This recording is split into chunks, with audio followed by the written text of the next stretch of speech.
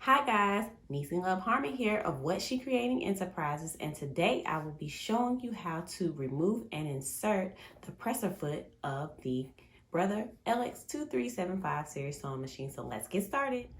So this is the presser foot, and we use this item to keep our fabric intact when we are sewing, okay?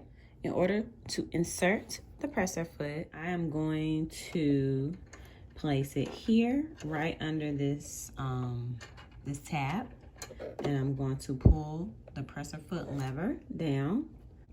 There's a little handlebar, let's call that the handlebar here.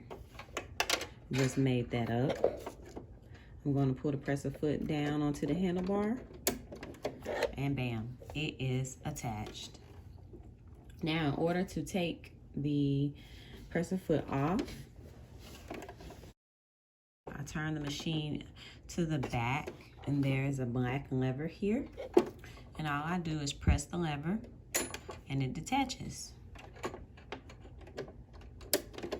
Okay, that is how you insert and detach the presser foot on a Brother LX2375 series sewing machine. All right, ladies and gents, so thanks for watching this tutorial.